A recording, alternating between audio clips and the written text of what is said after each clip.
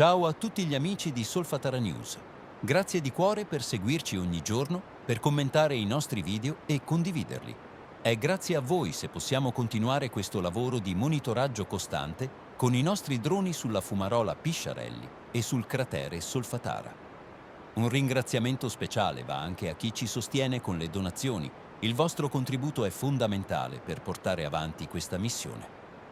Se sei nuovo sul nostro canale, ti invitiamo subito a iscriverti qui su YouTube, a seguirci su Instagram, TikTok e sul nostro gruppo Facebook Solfatara News Group.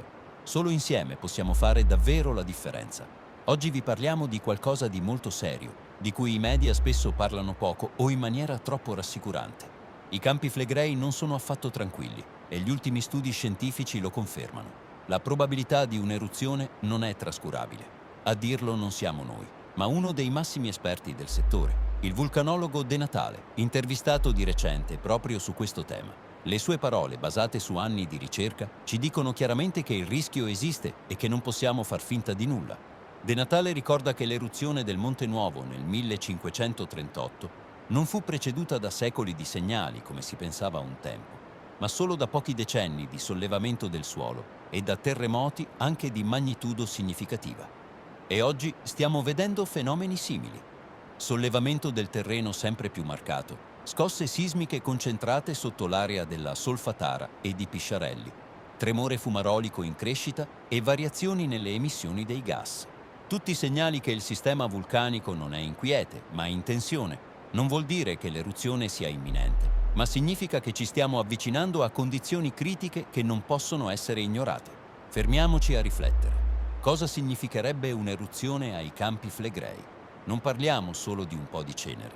Potremmo assistere a una colonna eruttiva che si innalza per chilometri, cenere che ricade sulle città, danni all'agricoltura, difficoltà respiratorie, voli aerei bloccati. E nelle zone più vicine l'impatto potrebbe essere devastante, con flussi piroclastici in grado di distruggere tutto ciò che incontrano.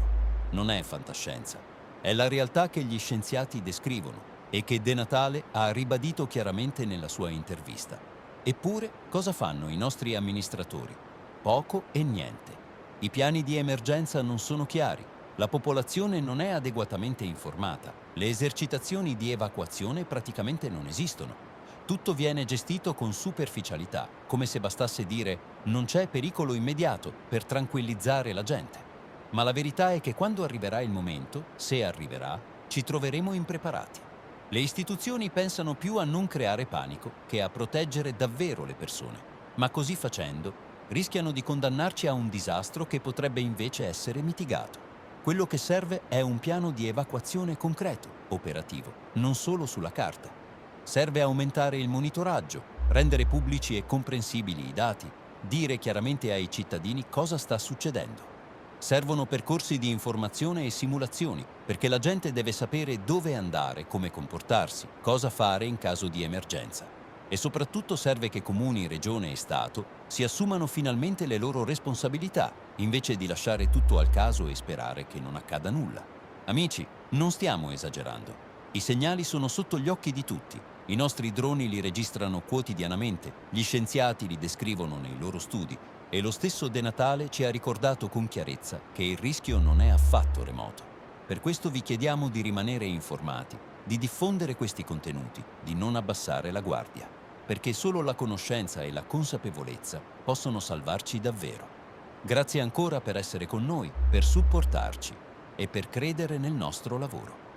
Continuate a seguirci su YouTube, Instagram, TikTok e Facebook, Solfatara News Group.